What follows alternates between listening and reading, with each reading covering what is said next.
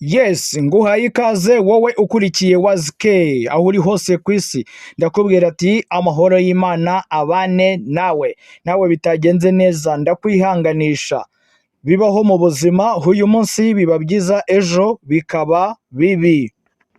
Ninjye nta wundi rero ni si papa, wirinda kuba ikibazo ku bantu, aho kuba ikibazo ku bantu, ahubwo nakemura ibibazo by'abantu. Undi umuturage w'isi, nkunda amahoro, nkanga kuyabura. Nawe ukurikiye wazike, ndakwifuriza amahoro umunsi ku munsi. Ubonere aho umwanzi yaburiye. Reka nsuhuze wowe uvuga ikinyarwanda, ikinyabwisha, ikinyamurenge, ikirundi. Sana wowe uri muri Amerika, i Buraya, muri Afurika, muri Aziya. Mwese ndabasuhuza mbabwira nti amahoro y'Imana abane namwe. Reka mbonereho n'umwanya wo gushimira wowe wakoze subscribe, ugakora like, ugakora share, ni iby'agaciro cyane. Ndagushimira mbikuye ku mutima, si uburyarya, ntabwo ari ukugira ngo nkuryoshye gusa. Nawe utarakora subscribe, ndakubwira ati fata isegonda rimwe gusa cyangwa abiri, ukande like na share na subscribe no kuri iriya nzogera, kugira ngo ube umwe mu muryango mugari. Ni iby'agaciro cyane rero uburyo mbona muri kugenda munteza imbere umunsi ku munsi, ndashima cyane. Niyo babiri ku munsi, batatu, bane, batanu mwakora subscribe, ni byiza cyane kuko ni umusanzu uruta amafaranga. Aya ni amaboko matagatifu. Wazike. Muri iki kiganiro tugiye kumva uyu munsi, dukeneye kugikurikira twitonze sana. Dukeneye abamenyi mu dini, amashehe, mwize idini. Karibu sana kuri wazike, muhawe ikaze. Ntanibagirwa uwo bita Sheikh RPP. Iyi video urayikeneye, iyi video irakureba, iyi video ukoresha ibishobotse byose usubize ibintu biri muri iyi video, kubera yuko n'uwayikoze n'uwakoresheje ikiganiro nawe yavuze ati dukeneye gusobanukirwa. Ubwo rero ni akazi kanyu, ngewe mbashyiriye imbere kugira ngo mubashe kumva ibintu uyu mumama cyangwa se uyu mubyeyi cyangwa se uyu mukobwa, uyu mushiki wacu yasobanuye muri Korani. Uburyo yayisobanuyemo ebana bigiye bihabanye n'ibyo twe tumenyereye, ariko ntago nge najya kugisobanura. Jamani Isilamu hari abamenyi ba Pepe barahari, amashaha yose arahari, bakeneye ibisubizo.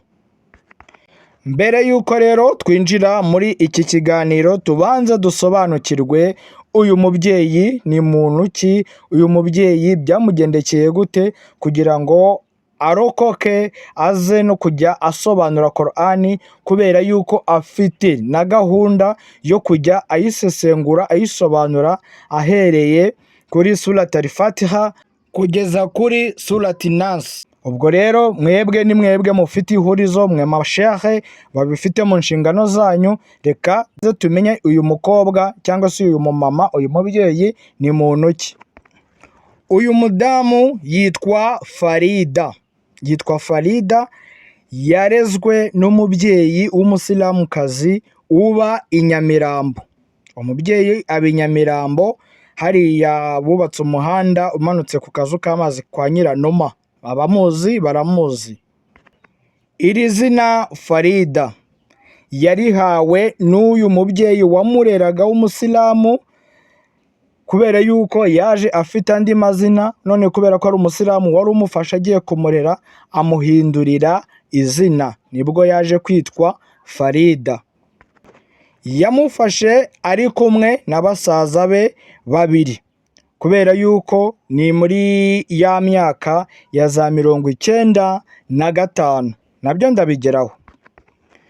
Mwese muribuka ko muri 95 habayeho gahunda mu gihugu cyose ku bantu bafite imiryango yishoboye, bashoboye kurera, bashobora gufata abana nk'ababo, ko habayeho gahunda ya leta kujya gufata abana b'imfubyi cyangwa se ukabafatira mu yindi miryango itashoboye kubarera, abana batandukanye n'imiryango yabo, abana bapfushije famiye zabo ari batoya bo bagasigara, abagiye babura kubera ikibazo cyo guhunga muri jenoside yakorewe abatutsi 1994.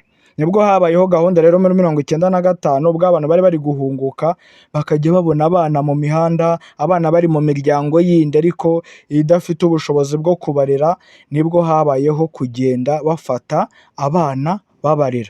Nibwo buryo rero uyu mubyeyi yaje gufatamo bano bana nk'uko Farida abyisobanurira ko ari umubyeyi wari ubafite ananirwa kubarera, abaha uwo mubyeyi kugira ngo agende abarere, we yari afite ubushobozi.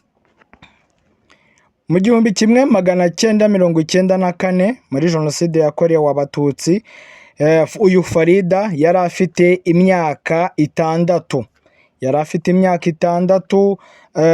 Ahura n'uwo mubyeyi wagiye kumufata kugira ngo ajye kumurera amaze kugira imyaka 7, kuko nimba nibeshye ni muri 95 cyangwa 96, hagati aho ngaho niba nibeshye, ariko ndumva ari aho. Yarabafashe abageza mu rugo, abafata nk'abana biwe nk'uko yari yabisabye, abashyira mu mashuri, abagenda akereye abashakira icyo gukora, imirimo hamwe bakamukorera kubera ko yari afite business akora, ariko bari nk'abana be. Amashuri abanza yayize ku kigo cy'Intwari i Nyamirambo, yayize ku Ntwari. Amashuri yisumbuye secondaire yayize kwa Kadafi, niho yize secondaire. Ubwo rero yanasobanura yuko ari naho yigiye Korani, yigiye idini kugira ngo arusheho gusobanukirwa.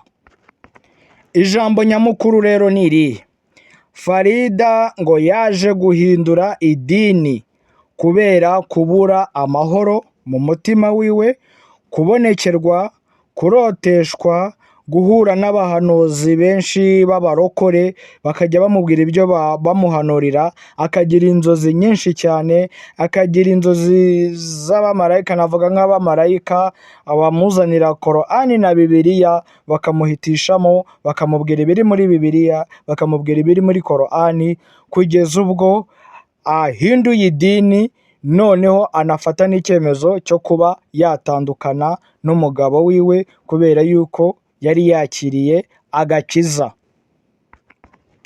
None ubu Farida afite, kuva yarokoka yaba umurokore, afite gahunda yo gusesengura Korani ntagatifu. Afite gahunda yo gusesengura Korani ahereye kuri Surat al-Fatiha kugeza mpaka igitabo cyose akirangije. Rero uyu ni umukoro ku mashehe. Reka twumve bimwe asobanura muri iki gitabo. Yavuze yuko ngo agiye kubanza gusobanura ngo ku ivuka rya Yesu n'ukuntu yakoze n'ibyamubayeho byose, n'ukuntu tumwemera, n'ibyo tutabasha kumvikanaho ngo nk'abasilamu, n'ibyo wenda dushobora guhuza n'abakristu, byose Farida arabisobanura. Ubwo rero amashehe mwese mutega amatwi iki kiganiro, muzadusobanurira mu kindi kiganiro gikurikira. Iyo habaye iminsi mikuru yandi yo y'Eid, bayihuriramo bose, abasuna n'abashehe n'aba bose bahuriramo, cyangwa bamwe bagira ibyabo n'abandi bakagira ibyabo? Bivuga ngo ukwezi se kuba kumwe kuri bose? Bivuga ngo hagati aho mu myizerere yabo harimo, tuvuge nk'urugero, abashobora kuvuga ngo ukwezi kwabonetse igihe iki n'iki. Niba batangaje igihe cy'ukwezi, bivuga ngo abashiya n'abasuni mbona bagira uburyo bagenda batandukanamo muri iyo minsi. Umwe ashobora gukora uyu munsi undi agakoresha. Ubwo rero imyizerere yabo hagati yabo niyo ntarabasha gusobanukirwa cyangwa ninjiremo neza mbashe kubitandukanya impamvu yabyo. Kandi bose bavuga ko bakurikira Korani. Kubera ko bakurikira Korani, kandi Korani sekuru wabo ni Muhammadi, ariko leta yitanze konji y'Eid itanga rimwe. Kavuga se bafashe ikihe gice muri Islam? Nyine nkibaza bose babihuriraho. ubwo urumva aho niho tugomba naho tuzasaba imbaraga za mwuka wera agenda dusobanura kuri icyo kintu. Cyangwa hari n'umusilamu kuri iki kiganiro, ngewe ntago ndi umunyedini, n'umusilamu wumva yaza akadusobanurira ibyo ari byo, ngewe uzamumbwirire aza bidusobanuye, kuko nyine twe ntago biraduconfusinga cyangwa biraducanga. Icyo nashaka ko uyu munsi tuza kugira mbere yuko dusoza, nshaka ko tuza kurebaho ni Korani ivuga iki kuri Yesu, n'icyo birivuga kuri Yesu. Kuko Bibiliya iravuga ngo ni njye nzira n'ukuri n'ubugingo, ntawe ujya kwa data ntamujyanye, sibyo? Muri Yohana. None uyu munsi Korani bivuga iki? Ko hano ufite Korani, ufite na Bibiliya. Ndashaka kuduhuriza ibi bintu twumve n'itandukaniro ririmo. No kuvuga ngo rero ibi bintu reka tubanze tugendere ku gice kimwe kugira ngo buri wese arusheho kumva. Tubanze wenda ku gice cya Korani. Tubanze dusoma amagambo avuga kuri Yesu. N'inyungu ze cyase n'akamaro ke. Kuko ni Korani bisobanura, sinjye bisobanura. Buri wese azihitiramo bitewe no kwizera kwe no kumva kwe, mu gusobanukirwa. Niyo mpamvu natwe twifuza ko buri wese yaba umucyo, akirinda umwijima. Kuko ari iyi Korani iravuga ngo mwirinde kubangikanya Imana. Ubwo rero ni ukuvuga ngo nimba hari amagambo avuga kuri uyu Yesu Kristo, bigomba guhamirizwa, kuko niba ijambo rimuhamya n'abantu bagomba kumuhamya uko ari. Tugiye rero kureba cyane kuri iri jambo. Reka wenda dutangirire kuri iri jambo riri muri surati Mariya. Mariho nababwiye isura ya 19 ivuga ku mateka ya Mariya, uburyo yasamye iyi nda y'umuhungu w'umuziranenge. Cyane abasilamu aho batsimbarara baravuga ngo Imana ntiyabyaye, kandi ntiyabyawe. Ariko ntitwirengagize yeme kwirema, kandi cyaremwe nayo cyitwa icy'Imana. Si byose? Yego. Nawe utekereje ugashishoza, icyaremwe n'Imana cyitwa icy'Imana. Kuko ibi byo gutsimbarara ngo ntiyabyaye kandi ntiyabyawe, ariko irarema, kandi mu irema ryayo harimo byose biri mu biganza byayo. Itanga kubyara nayo yabyara. Icyatumye rivuga ngo ni umwana wayo, nicyo gihamya ko ariyo yamuremye ndetse yamwita n'umwana, kuko ariyo yamubyaye, kuko yavutse kubw'imbaraga z'Imana. Avuka kubw'ijambo rihamye kandi isobanura. Aho ngaho, aha rero niho tugiye gusoma. Aho ni muri Korani? Muri Korani. Kuko Bibiliya twibutsa abantu ko hari akantu uvuze ngo ariko irarema. Ariko niyo yihinduye umuntu. Nuvuga ngo mu bubasha bwayo ikora ibyo ishatse, yita amazina ishatse, kuko niyo jambo kandi niyo yaremye. Uko niko kuri. Kuko ntituri bujye nyuma y'ijambo, ahubwo turinjira mu ijambo. Kandi turisoma uko riri. Aha rero wenda bitewe n'igihe cyangwa se n'amasaha n'abadukurikirana, ahangaha turabanza turebe kuri iyi sura. Iyi sura ya 19 surati Mariya iravuga ku mateka ya Mariyamu, ari we Mariya. Ikavuga ku mateka ya Zakariya, ari we wabyaye Yohana, akamubyana na Zakariya na Elizabeth. Noneho iki gice ahanini nibyo bivuga, nicyo kivugaho cyane, kuko ahangaha ubwo Imana yoherezaga marayika Gaburiyeli ngo aze guha Mariya ijambo riturutse ku ubuhanuzi. Ubwo ni ubuhanuzi. Aha rero ndatwihute gake, ubwo umuntu uzabikurikirana azaharanira guhera ku murongo wa mbere, kuko iyo tugiye muri byose ntago twabigeraho cyase ntago twabirangiza, ariko umwuka wera agenda basobanurira. Cyane hano batangira bavuga ku mateka ya Yohana Umubatiza, ari we Yahaya mu Cyarabu. Ariko ahangaha noneho ahantu mbona cyane cyangwa se ntekereza cyane, uyu Yahaya ari we Yohana, ahangaha hari uburyo yahawemo nawe igitabo. Igitabo ngo mu mbaraga, ngo Imana yamumanuriye imbaraga. Bivuga ngo Yahaya cyase Yohana hari imbaraga yahawe kugira ngo uyu mwami Yesu asobanuke mu bamwizera. Kuko na Korani iramuhamya. Ubwo amateka ye nayo tuzajya tugenda tuyanyuramo buri wese aharanira no gusoma. Kuko byose ntitwabivuga ngo tubirangize, ariko nugirirwa ubuntu ugakunda ijambo ry'Imana uzabikurikirana usoma amateka kugira ngo nawe urusheho gusobanukirwa. Aha rero hari ijambo noneho aha ryimbitse neza. Ahangaha marayika amaze kubwira Mariya, yaramubwiye ngo, aravuga ati mu by'ukuri nge ndi intumwa ya Nyagasani wawe, kugira ngo nkuhe inkuru y'umuhungu w'umuziranenge. Uwo ni marayika waruje kubwira Mariya, ari we Mariyamu. Ambwira ko amuzaniye inkuru y'umuhungu w'umuziranenge. Mariya nawe yaramubwiye ngo aravuga ati ni gute nagira umuhungu kandi nta muntu wigeze ankoraho ntarigeze mba n'indaya. Icyo ni ikibazo Mariya yibajije nk'uko umuntu wese yakibaza. Marayika aramusubiza ngo yaravuze ko uko kuri nyagasani wawe avuze icyo kuri njye kiroroshye. Uwo ni marayika wavugaga. Ngo noneho yongeraho ijambo rivuga ngo tuzamugira igitangaza. Dore ngibi biranditse muri Korani. Yego, tuzamugira igitangaza ku bantu n'impuhwe ziduturutseho. Kandi n'itegeko ryarangiye. Bivuga ngo ryamaze gushyirwaho, ntirizahinduka. Imana yamugize igitangaza ku bantu n'impuhwe. Bivuga ngo Yesu niwe nzira. Yesu ni impuhwe ku bantu bose. Yesu ni umunyembabazi ku bantu bose. Dore ngibi Korani irabihamya. None ako kantu niba mu basilamu barakazi bajya bagasoma. Harimo ababizi hari n'abatabizi. Ongera usubiye ngo ni sura ya kangahe? Ni sura ya 19. Iryo jambo mvuze riri ku murongo wa 21. Aho marayika yaravuze ngo uko kuri nyagasani wawe uko avuze ngo biroroshye ngo tuzamugira igitangaza ku bantu n'impuhwe ziduturutse kandi n'itegeko ryarangiye. Uwo ni ara ubivuga. Ni ukuvuga dore ngibi ntago nakubeshya dore ngibi. Iyo ni Korani. Ndashaka abadukurikiye b'abayisilamu badasoma uwo murongo baze kuso kuko muri Bibiliya turavuga ngo wenda ni Matayo igice cy'iki umurongo uyu. Muri Korani bavuga gute? Muri Korani ni sura ya 19 umurongo wa 21.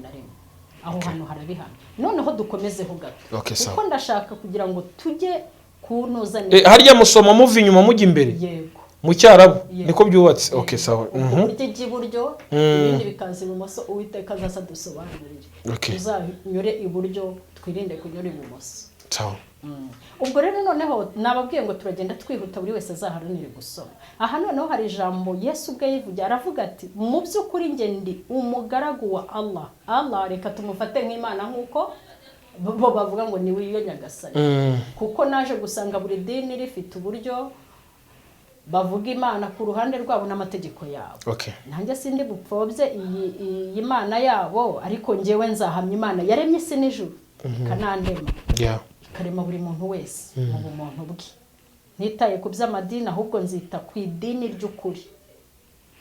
Noneho ahangaha arangije aravuga ngo yampaye igitabo. Uwo ni Yesu wavugaga. Ngo yampaye igitabo anangira umuhanuzi. Bivuga ngo yavugaga icyubahiro Imana yamuhaye. Yahawe igitabo ari wo muzingo w'igitabo ariyo Injili ariyo Bibiliya ntagatifu cyangwa se igitabo cya Injili niyo Bibiliya nyene amateka reka turifate gutyo ko niyo Bibiliya muri rusange. Sibyo? Ubwo rero ni ukuvuga ngo ahangaha arangije aravuga ngo yahawe igitabo ngo anagirwa umuhanuzi. Bivuga ngo Yesu afite ubuhanuzi butavangiye kuko yazanye ijambo rizima. Kandi aza rishimangira ubwami bw'Imana muri we kugira ngo arigeze mu bisi bose. Ibyo kubisoma muri Korani. Kubisoma muri Korani ngibi. Dore no ku murongo wa 30. Sura ya 19. Isura ya 19 umurongo wa 30. Aravuga ati mu byo kuri ngendo umugaragu wa Allah yampaye igitabo nangira umuhanuzi. Dore ngibi. Kuri 31 haravuga ngo angira uw'imigisha noneho umva uko yivuga. Arimo kubwira abantu uwo ari we. Ngo angira uw'imigisha aho ndi hose. Anantegeka gukora swala no gusenga. Anantegeka gutanga zaka niyo maturo. Mu gihe cyose nzaba nkiri muzima. Ibyo ni ibintu yategetswe. Swala niko gusenga. Gutanga zaka niyo maturo. Ngo mu gihe cyose azaba akiri muzima. Noneho hari ahantu hantangaza cyane rero.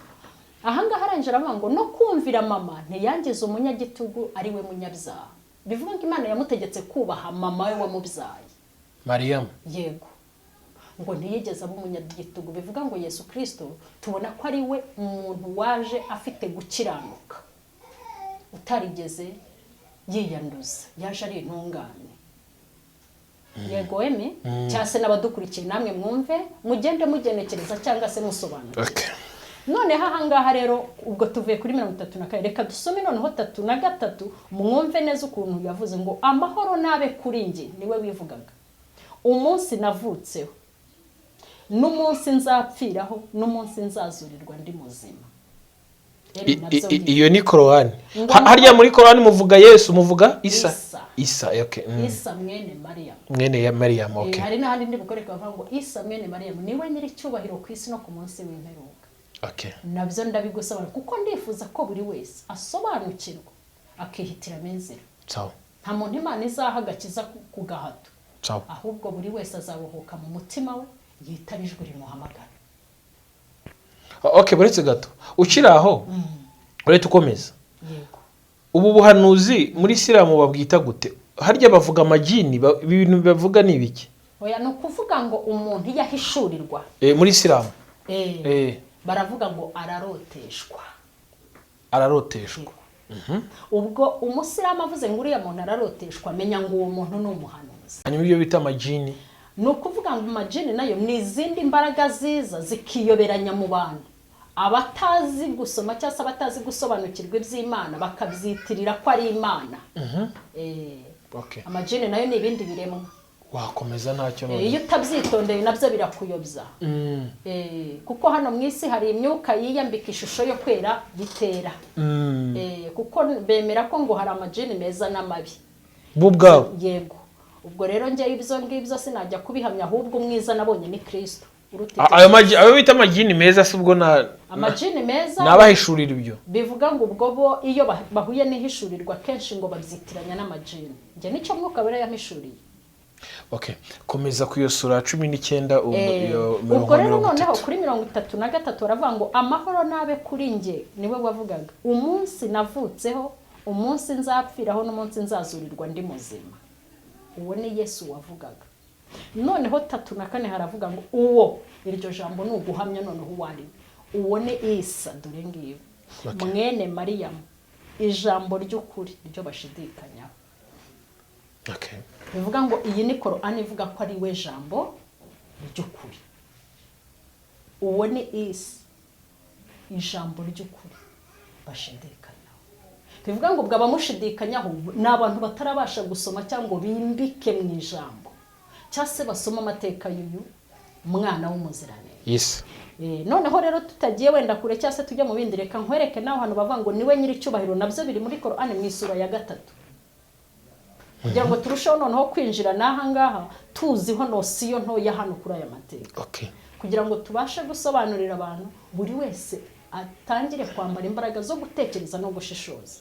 Ubwo tugiye muri sura ya 3. Tuvuye mu 19. Tuvuye mu ya 19 usubiye inyuma rero. Dusubiye inyuma tugiye mu ya 3 bita isura ari Imurani. Ari Imurani. Isura ya 3.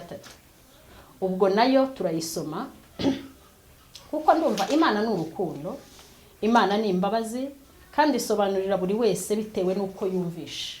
Okay. Rero ndifuza ko buri wese yahabwa imbaraga zo kumenya no gusobanukirwa. Ciao. Kuko nibyo by'ingenzi ku muntu. None aha mu isura ya 3 turajya wenda ku murongo uyu nguyu wa 45. Haravuga ngo zirikana ubwo abamarayika bavugaga bati yewe Mariyamu. Mariyamu niwe Mariya. Abankurikiranye babyumve neza. Ndavuga ibyanditse nawe uzabisoma uko byanditse. Munkurikirane neza murushaho gusobanukirwa. Buri wese yihitiremo inzira ko nta muntu dukururira mu gakiza kazagusanga mwuka wera nimba yakugezeho kuko ikiganza cy'Imana iyo cyaje gifata uwo gishaka. Ngo zirikana ubwo abamarayika bavugaga bati yewe Mariyamu mu by'ukuri Allah araguha inkuru nziza y'ijambo rimuturutseho. Iryo jambo riturutse ku Mana. Ngo izina rye ni Masihi Isa mwene Mariyamu. Masihi niwe Mesiya wasizwe. Okay. Masihi mumenye ngo hari Masihi hakaba na Masidajari abo bantu mu batandukanye. Masihi niwe Mesiya. Masidajari niwe uzaza kuyobya abantu ku munsi w'imperuka. Antikristo. Yes. Okay. Ubwo bivuga ngo abantu munkurikiye mu bitandukanye. Masihi na Masidajari biratandukanye. None muri Islamu bemera ko hazaho Antikristo nyine. Barabyemera. Barabyemera rwose. Bemera Kristo nyirizina bakemera Masiya. Yego. Bakemera n'uzaza nindi harya? Masidajari bazi ko ari umuntu uzazuje kuyobya abantu. Kabaye. Niyo mpamvu dusaba Imana ko yaha buri wese imbaraga. kabasha kumenya no gusobanukirwa uyu mucyo wa Kristo ukatuyobora kuko nasanze intumwa zose zarapfuye ariko we ngo yarazutse none hahanga harya Muhammad we ntago yazutse yakoze Muhammad yazutse yarapfuye twizera sogokuru wapfuye ntazoke sawa reka twizere uwazutse kuko yatweretse inzira yo kuzapfa tukazuka icyo kirasobanutse rwose none hahanga ngo izina rye ni Masihi Isa mwene Mariya ni nyiri cyubahiro ku isi no ku mperuka kandi azaba mu bari hafi icyo ni ikinyarwanda gisobanutse ufite ikibazo duhamagare kuri 0788347197 cyangwa se atanga igitekerezo cyangwa niba hari inyigisho afite ishobora gukorana n'iyi nawe duhamagara yiduhe nta kibazo kuko guhugurana ni ingenzi kumenya no gusobanukirwa bibi by'agaciro ku bantu bose kandi bikatugirira umumaro ntitwifuza ko abanyamadini bahura bakimbirana ntitwifuza ko abantu barwana kubera Imana tutarabonesha amaso yemye ahubwo turusheho kuyegera idusobanurira ko Imana iri mu bantu nusobanurira ikintu kiza kizangira umumaro nkagikurikiza nzagera mu ijuru shaka dusoreza ko tuzakora ikindi gice yego ubwo rero ukuvuga ngo iri jambo niba ritubwira neza ngo izina rye ni Masihi Isa mwene Mariya ni nyiri cyubahiro ku isi no ku munsi w'imperuka ubwo hareka mpasimbuke noneho mbabwira ukuntu we ubwe yivugiye ibyipfa rye n'izuru aho ngaho ndumva ariho turi bube ducumbikiye kuri Qur'an kugira ngo n'ikindi gihe turushaho kugenda dusobanukirwa ikindi sinifuza ko umuntu musenya mu dini ryari ahubwo ndifuza ko buri wese asobanukirwa icyo afite kugira ngo buri wese azitabijwe yakurikiye kuko umunsi Yesu azaza agahamagara buri wese azitabira mu ijwi yakurikiye niba uri uw'ubugingo uzahindurwa niba uri uwakurimbuka uzarimbuka ko byose turabyemerewe mu isi buri wese ahitamo ahashaka ubwo rero ahangaha ho hari aho bavuga ni ijambo rigenda ribivuga ngo azamwigisha kwandika ubushishozi amwigisha ibya Taurati na Injili Taurati ni igitabo cyahawe Mose sibyo se Injili niyo vanjiri ntagatifu ariyo yahawe nyine Yesu ari we Isa sibyo se ngo nzamugira intumwa ku bana ba Isiraheli Isa arababwira mu by'ukuri nge mbazaniye ibitangaza biturutse kwa Nyagasani wanyu ubwo ndashaka kugera hahandi hipfa noneho ngo giturutse kwa Nyagasani wanyu ndababumbira mu cyondi gisa n'inyoni nkagihuhamo kikaba inyoni ku bushake bwa Allah uri kumva ukuntu Qur'an bivuga nkakiza uwavutse ari impumyi n'umubembe nkazura n'abapfuye ku bushake bwa Allah nkababwira ibyo murya n'ibyo muhunika mu ngo zanyu mu by'ukuri muri ibyo harimo igitangaza kuri mwe niba muri abemera bivuga ngo ikintu cyose cyo ku isi cyabera isomo umuntu buri kintu cyose kiri ku mateka cyabera isomo umuntu amen abakurikiye mu byumve neza iyi mirongo murushaho kwisoma ubwomereye ku murongo wa 48 muri iyo sura ya 3 sura atari Imran mereye ku murongo wa 48 ndagarukira kuri 55 noneho kuri 50 ubwo ngeze kuri 49 nibwo nari mbabwiye uburyo Yesu yazanye iki gitangaza cyo kubumba iyi nyoni ndetse akavuga ngo avura abari impumyi mbese bivuga ngo Imana yavugaga ubwiza bwayo muri we nawe ubisomye wabyumva neza aha rero kuri 50 aravuga ngo mpamye ibyambanjirije ibitabo biri muri Taurati kugira ngo mbazirure bimwe mu byo mwari muziririjwe uwo ni Yesu kandi mbazaniye ikimenyetso giturutse kwa Nyagasani wanyu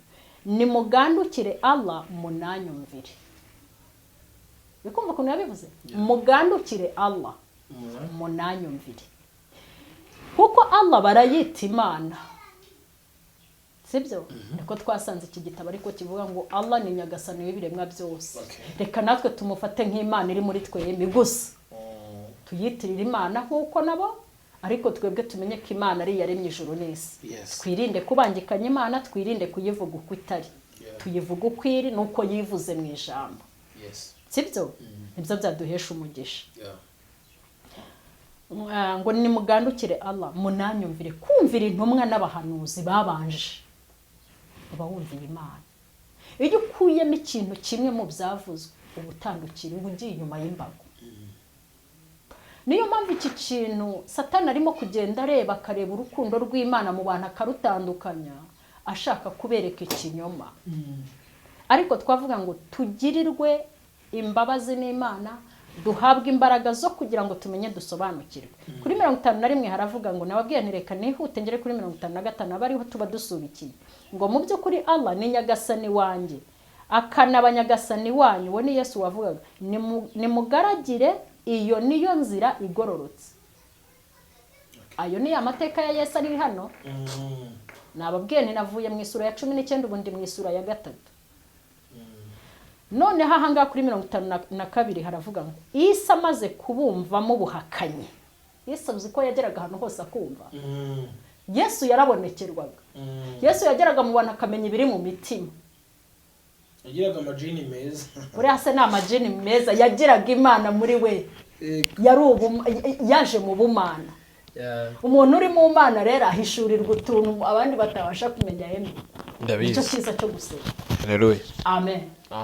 Nawe ungurikiye ni wegera Imana n'umutima wawe wose izajye kubwira ibanga nje ntabasha kumenya. Niyo mpamvu navuga ngo tugire ubwenge bwo kumenya ngo Isa amaze kubumvamo buhakanyi yaravuze ati ni bande banshyigikiye mu nzira ya Allah. Havuze ngo ni bande banshyigikiye mu nzira y'Imana. Baravuga bati twe turi abashyigikira inzira ya Allah. Bivuga ngo hari abamwemeye, nubwo hari abamuhakana ariko hari abamwemeye muri bo. Yes. Sibyo se?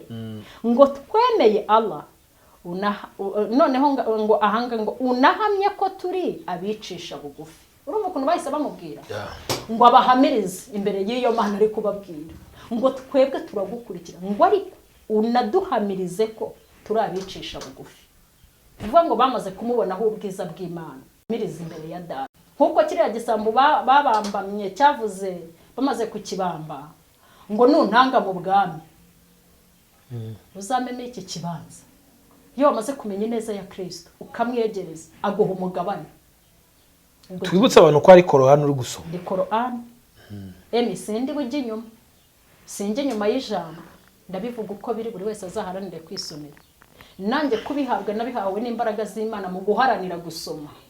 Nundi azaharanire kwisomera. Ko nababwiye ngo sinifuza ko abantu bagirana amakimbirane, sinifuza ko abantu bangana, ahubwo muharanire gukunda na mumenye ukuri. Kwijambo riravuga ngo ukuri kuzatubata. Tugiye gusoza iki gice cya mbere. Yego. Aho yurugeze banze ugere ku murongo wa 55. Noneho 55 aha kuri 53 baravuga ngo ayi nyagasani wacu twemera ibyo wamanuye kandi dukurikira intumwa twandika hamwe n'abahamya. Iyo ni 53. Ngo ayi nyagasani wacu twemera ibyo wamanuye. Ibyo Imana yamanuye. Twese se nitwemera ihishurirwa, nitwemera ibyo Imana yamanuye. Biri mu bitabo, biri mu ihishurirwa. Bivuga ngo Imana iturengere twese kandi dukurikira intumwa. Sibyo? Bakurikiye intumwa icyo zababwiye. Intumwa zazaga zigisha umucyo, ntago zazaga zigisha umwijima. Kuko naje kureba neza maze gusoma ahantu ngo dukurikira intumwa. Ese aho muri Qur'an hari aho bavuga ku ntumwa za Yesu. Zirahari, tuzagenda tubibona gake gake. Okay. Kuko bigenda bisobanutse. Sawa. Yego. Ubwo rero hano 54 haravuga ngo baragambanye ala aburizamo akagambane kabo. Bivuga ngo hari abamugambaniye. Nkuko muri iki gihe hari abantu badashaka kumva iby'Imana. Bagashaka ko ibintu by'Imana bya 55 iravuga ngo zirikana ubwo Allah yavugaga ati yewe Isa mu by'ukuri nge nzakuzurira igihe cyawe. Nzakuzurira igihe cyawe. Nkuzamura iwanjye. Nkukize abahakanye. Nshira bagukurikiye hejuru y'abahakanye kugeza ku munsi w'imperuka. Hanyuma iwanjye niho garukiro ryanyu nkazabakiranura mu byo mwatandukanagaho. ubwo rero hanjye naribajije ngo ko Korani ihamya ko yapfuye akazurwa, Korani irabihamya ariko abayizera bamwe ntibabyemera, hari n'ababihakana. ese baba barabisomye cyangwa ntibabisoma? bivuga ngo aho ngaho niho haba amayoberane. Korani irabihamya ngibi ngo zirikana ubwo Allah yavugaga ati yewe Isa, mu by'ukuri njye nzakuzurira igihe cyawe, nkuzamura iwanjye, nkukize abahakana. Kandi uyu munsi ikijambo ry'Imana ritubwira ni ukwizera ko yapfuye akazuka, ukaba umwakiriye. Urumva abasilamu batarenganwa no kwigisha iryo jambo nabo baryizere. Dore ngiri ngo zirikana, gusa hari abantu biga buhumyi cyangwa se bakigana buhumyi, ikindi bakaba barize mu cyarabu gusa batabasha gusobanukirwa. Niyo mpamvu navuze ni buri wese aharanire gusoma, kurikirana amateka kugira ngo arusheho kugira. Harya ngo nitwongere, ni muri sura ya 3, sura ya 3 murongo wa 55 kugira ngo abayisilamu badukurikiye baze kuhasoma nabo batekereze, basome, kuko nje nakoresheje Korani iri mu cyarabu inasobanuye. Okay, tuzakomeza ariko tuzakomeza kuko ni ukuvuga ngo iri jambo niba ritwemeza ko Yesu yapfuye, harimo akantu kabisoma abantu batarabasha gusobanukirwa, kuko ibi ni amateka, kandi niba iki gitabo ari amateka cyagiye cyandikwa, kuko nyuma ya Muhammad yaje gupfa asimburwa n'umuntu bita Abubakar Siddiq. Abubakar Siddiq niwe wakusanyije inyandiko z'iyi Korani. Muhammad amaze gupfa, amateka yose arimo hano kuko yabisobanura neza. Niyo mpamvu rero buri wese yaharaniye, wenda muri iryo kusanya hari ibyagiye bisigara bituma abandi bandika ibice, kuko Siddiq nawe amaze gupfa yasimbuwe n'undi. Bivuga ngo iryo hindagurika rero ry'ibitabo rishobora gutuma umuntu adasobanukirwa. Ariyo mpamvu navuga ngo umuntu asabe, ko numva se yasimburwaga n'umuntu nawe ari umuntu ntiyandikaga ibyo yishakiye. Bivuga ngo Muhammad si we wanditse, ahubwo Muhammad yarahishurirwaga, kuko Korani tubwira ko ngo we isura yaramanukaga abanditsi bagahita bandika ako kanya. Hano birimo mu mateka, tuzabirebaho mwitangira hano tugiye kwiga ku mateka y'uburyo byagiye bisimburana, kugira ngo buri wese arusheho gusobanukirwa, tubashe no gusoma noneho cyane twimbetse kuri iyi sura arifata hayitangiriro ry'urufunguzo rw'iki gitabo. Ivuga ngo ku izina rya Allah nyiri impuhwe nyiri bambe, ngo ishimwe n'ikuzo byuzuye ni rya Nyagasani w'ibiremwa byose. Uyu rero Nyagasani w'ibiremwa byose bivuga ngo nta muntu n'umwe yavanguye, nta kintu na kimwe yasize inyuma, ahubwo byose biri muri we. Yes, nibyo dusoma ngo mbere na mbere jambo w'Imana. Hano tuve muri Korani. Muri Bibiliya izi sura ya 19 n'iya 3 muri Bibiliya tubisanga. Enda hano nari mvuze ku bijyanye n'ibiremwa byose, isura ya mbere twari tuvuzeho, hari uburyo twagiye tuvuga uburyo Yesu ari we jambo. Ibyo twabisanze mu isura ya 19 umurongo wa 34. Ubwo rero ahangaha ngo mbere na mbere Imana yaremye ijuru n'isi, isi yari itaragira ishusho. Bivuga ngo ahangaha harimo ibya jambo, ariko muri Yohana tubisanga neza ukuntu noneho jambo ariho yimitse neza. Ndumva iryo jambo irikurikiranye muri Yohana, ngo uwo jambo yahoranye n'Imana, ngo kandi jambo yari Imana, nabyo wahita ubyumva neza kuko ni ibintu bigiye bisobanutse. No muri Yohana wabisangamo, katwihute cyane mutwihanganire kuko irivuga butumwa turifuza ko buri wese yamenya kandi agasobanukirwa,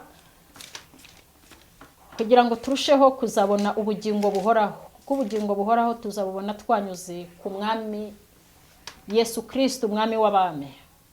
Ngo Yesu Kristo ari we jambo ry'Imana ahinduka umuntu. Korani yo yatubwiye ngo Isa mwene Mariyamu niwe jambo ry'ukuri. Noneho hano baratubwira uburyo noneho yahindutse umuntu, ariko n'ubundi batubwiye ko ari we jambo. Babanje guhamya ko ari we jambo.